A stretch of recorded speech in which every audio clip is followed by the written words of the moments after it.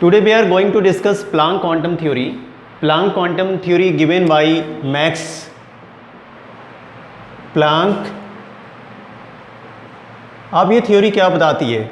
आपने बोहर में जो बोहर थ्योरी पढ़ी थी उसमें आपने स्पेक्ट्रम भी पढ़ लिया था, तो प्रीवियस लेक्चर आप स्पेक्ट्रम समझ चुके हैं। उसमें आपने समझा था रेडिएशन होते हैं, जैसे कि IR रेडिएशन होता है, UV रेडिएशन होता है, ठीक है। तो ये क्या होता है, एक वेव की फॉर्म में होता है, ठीक है। कैसे रहता है, एक वेव की फॉर्म में रहता है, यानी ये वेव नेचर को बता रहा है ये रेडिएशन सारा का सारा। और ये क्या होता है, कंटिन्यूअसली रेडिएट होता है। कैसे होता है, कंटिन्यूअसली यानी जो ये सारा का सारा रेडिएशन है ये कैसे गिर रहा है, कंटिन्यूअसली किसी सरफेस पर गिर रहा है।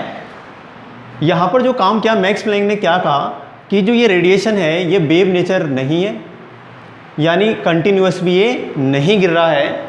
इसने बताया कि जो ये रेडिएशन होता है, रेडिएशन जो है या रेडिएंट एनर्जी है, ये किस फॉर्म में रहती है, ये छोटे छोटे एनर्जी के पैकेट, ये क्या छोटे छोटे एनर्जी के पैकेट की फॉर्म में रहती है। और इन एनर्जी के पैकेट को इसने एक नाम दिया, इन एनर्जी के पैकेट को इसने क्या बोला, क्वांटा। एक पैकेट के लिए हम क्वांटा यूज़ करते हैं, बहुत सारे पैकेट के लिए हम क्वांटम यूज़ करते हैं। आ रही है स्टूडेंट बात समझ में? तो ये जो एनर्जी के पैकेट हैं इनको इसने क्या बोला, क्वांटा और क्वांटम। यानी प्लांक क्वांटम थ्योरी बताती है particle nature of electromagnetic radiation. ये वेव नेचर को नहीं बता पाई, ये थ्योरी बताती है particle nature of electromagnetic radiation. यानी यही थ्योरी एक्सप्लेन करती है ब्लैक बॉडी रेडिएशन, जो आगे हम समझेंगे, ठीक है, और फोटो इलेक्ट्रिक इफेक्ट के बारे में बताएगी। तो जो पार्टिकल नेचर है यानी वो क्वांटा को बता रहा है, और उसको एक क्वांटा बराबर होता है फोटोन के, ठीक है।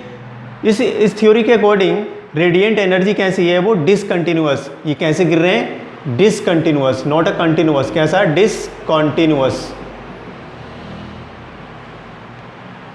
ठीक है। यानी इस थ्योरी का जो मेन पॉइंट है वो है the energy of the each quanta is directly proportional to the frequency of the radiation. जो एनर्जी है वो डायरेक्टली किसके बराबर है, फ्रीक्वेंसी। जितनी फ्रीक्वेंसी उतनी ही एनर्जी, यानी E energy directly proportional to the frequency. अच्छा, जो ये वी नहीं है इसे हम न्यू बोलते हैं। क्या बोलते हैं हम इसको, न्यू, ठीक है, न्यू से रिप्रेजेंट करते हैं। तो E=H न्यू। H यहाँ पर हमारा क्या है, प्लांक कांस्टेंट होता है। स्टूडेंट इसके नाम पर ये प्लांक कांस्टेंट बना। और H की जो वैल्यू है वो 6.624। कई जगह थोड़ी चेंजेस वैल्यू होती है, वेरी करती है वैल्यू, अभी तक फिक्स वैल्यू नहीं पता है किसी को भी। तो 6.624 इंटू 10⁻⁻27 अर्ग सेकेंड, अर्ग सेकेंड में -27 होती है। एंड अगर आप बात करते हैं 6.624 इंटू 10⁻34, ये जूल सेकेंड में वैल्यू होती है। ये वैल्यू का यूज़ करके हम न्यूमेरिकल करेंगे, इनको आपको ध्यान रखना है, ठीक है। कांस्टेंट की वैल्यू फिक्स है यहाँ पर ये। अब आपको पता है कि न्यू जो होती है क्या है, फ्रीक्वेंसी होती है। फ्रीक्वेंसी इक्वल्स टू होता है c/λ, यानी ये वेलोसिटी है और ये लैम्डा वेव लेंथ है। This is velocity and this is wavelength. तो स्टूडेंट अब आपने ये वैल्यू यहाँ पे पुट की, तो E=Hc/λ। और ध्यान रखना यहाँ पे जो ये वैल्यू होती है ये फिक्स होती है, यानी यहाँ पर ये होल नंबर के लिए हम यूज़ करते हैं, हाफ नंबर में यूज़ नहीं करते हैं। तो मैक्स प्लैंक का जो मैक्स प्लैंक की क्वांटम जो थ्योरी थी वो थी E=H न्यू। यानी ये थ्योरी मिल रही है किससे, आइंस्टाइन से। आइंस्टाइन ने बोला था E=mc²। तो अभी हम इसकी कंपेरिजन समझेंगे, इसको यहाँ तक आप नोट कीजिए।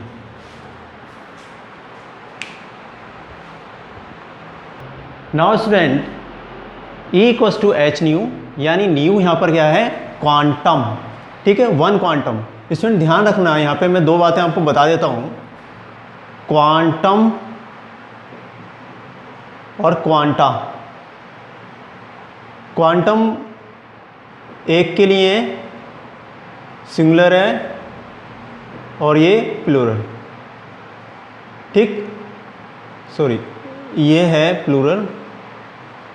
एक क्वांटा यानी वन क्वांटा, यानी वन है ये, और ये बहुत सारों के लिए हम यूज़ करते हैं, ठीक है।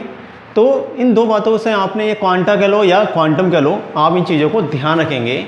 यानी E= होता है H न्यू, ठीक है। तो एक के लिए यूज़ करते हैं हम क्वांटम और बहुत सारे के लिए क्वांटा यूज़ करेंगे।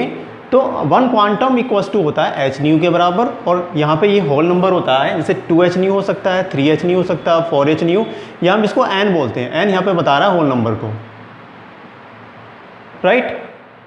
आपको पता है यहाँ पे हम लिख सकते हैं E equals to NH nu, ठीक है। यानी ये इसको हम ऐसे न्यू, आपको पता है कि न्यू जो होता है C/λ होता है, तो हम इसको कुछ इस तरह से A इक्वल्स टू n का नंबर लिखेंगे और कोई भी हम h और c की वैल्यू, हम न्यू की वैल्यू C/λ करके इस फॉर्मूले को बना लेते हैं, जो कि आगे न्यूमेरिकल में काम आएगा।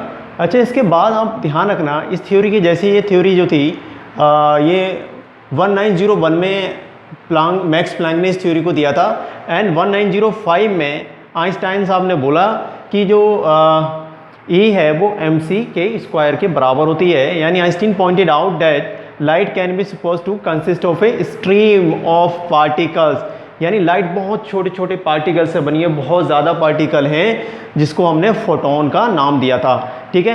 तो E इक्वल्स टू mc², यहाँ पे m जो है मास ऑफ द फोटोन है। तो स्टूडेंट इन दोनों थ्योरी से आगे डी ब्रोगली ने एक नई थ्योरी बनाई जिसे ड्यूअल नेचर ऑफ लाइट हम बोलेंगे, ड्यूअल नेचर ऑफ इस क्वांटम थ्योरी के बेस पर वो ड्यूअल नेचर थ्योरी बनी थी, जो हम आगे डिस्कस करेंगे, ठीक है।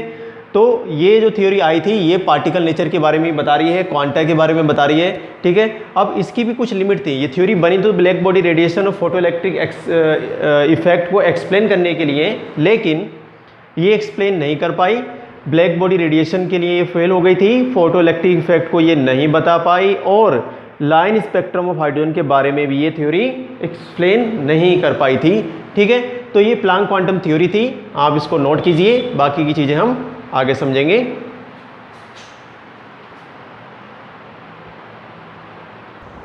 Now numerical questions. Calculate the energy associated with the photon of light having a wavelength, ये वेवलेंथ है यानी ये क्या है, लैम्डा है, एंड h की वैल्यू यहाँ पे गिवन है स्टूडेंट, ठीक है। आपको क्या करना है, एनर्जी। तो you know about very well, E equals to h nu and E equals to h nu equals to होता है C/λ, h dot C/λ। h given है 6.624 इंटू 10⁻⁻27 अर्ग सेकेंड में, एंड c आपको पता है, ठीक, velocity of light 3 into 10⁻10 centimetre पर सेकेंड, ये क्या है, वेलोसिटी ऑफ लाइट, आपको याद रखना है वेलोसिटी। एंड लैम्डा जो है वो यहाँ पे गिवन है 6000 एंगस्ट्रॉम, आप इसको सेंटीमीटर में कन्वर्ट कर लेंगे तो 6000 इंटू 10⁻8 कर लेंगे, ठीक है। मीटर में आपको पता है कि मीटर में अगर आप करते हैं तो 6000 इंटू 10⁻10 आ जाता है, ये मीटर में हो गया। अब इसको सेंटीमीटर में करेंगे तो आपको वैल्यू मिल जाएगी ये वाली। अब इस वैल्यू को यहाँ पे पुट करेंगे स्टूडेंट, आप h की वैल्यू आपने यहाँ से रखना है, h है 6.624 इंटू 10⁻27 अर्ग सेकेंड, ठीक है। और c की वैल्यू स्टूडेंट यहाँ पे ये हमने निकाली है 3 इंटू 10⁻10 सेंटीमीटर पर सेकेंड, 3 इंटू 10⁻10। नाउ आपको लैम्डा, तो लैम्डा की वैल्यू ये दे रखी है, यानी 6000 इंटू 10⁻8 सेंटीमीटर में, ठीक है। अब आप इसका कैलकुलेशन करेंगे, ठीक है, आप इसको कैलकुलेट करेंगे। मैं आंसर लिखता हूँ यहाँ पे, आंसर मिलेगा इसका 3.312 इंटू 10⁻12 अर्ग सेकेंड। तो ये इस प्रॉब्लम का सॉल्यूशन है, ये इसका आंसर है। तो इस तरह से आप क्वेश्चंस को सॉल्व करेंगे, ठीक है।